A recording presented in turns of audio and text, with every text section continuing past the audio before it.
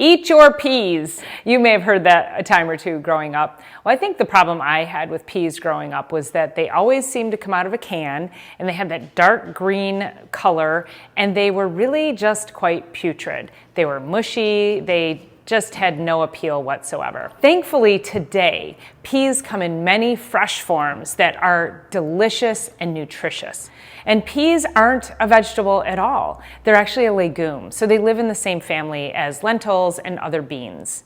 Peas got a bad rap for a little while, besides being that dark green canned variety, because they're a starchy vegetable. And so people who had diabetes or other blood sugar handling issues were told don't eat starchy vegetables like peas and corn. Well, that seems to be the standard American diet, was peas and corn. Peas come in three main varieties. There are field peas, which have the inedible shell, and you crack those open and you pull those beautiful fresh peas out, and you can actually eat those fresh. In fact, peas are the one and only legume that we eat the fresh version of. Then we have snow peas, and the snow peas, those are the ones that you'll typically use for stir fry, and that's the whole pea pod, and there's a very tiny pea inside, but you eat the pod, the pea, and the whole thing. And then the last main one is the sugar snap peas. And those are actually my favorite. I will eat those all through the summer as soon as they come fresh, and those are the ones that have the full pea inside along with the edible shell.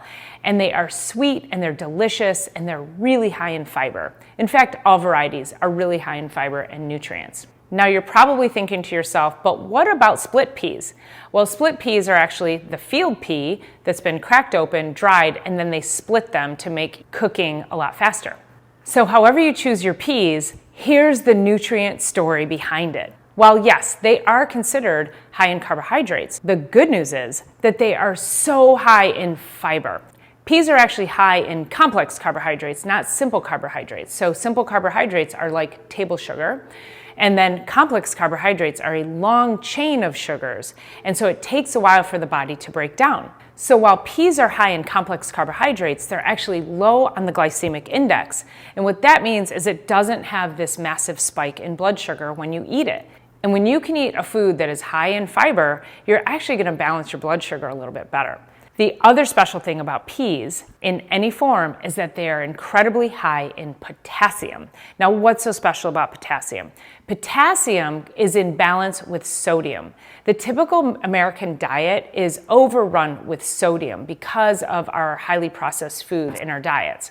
So high levels of sodium can end up raising the blood pressure, they can cause bloating, inflammation, and inflammation can lead to chronic pain.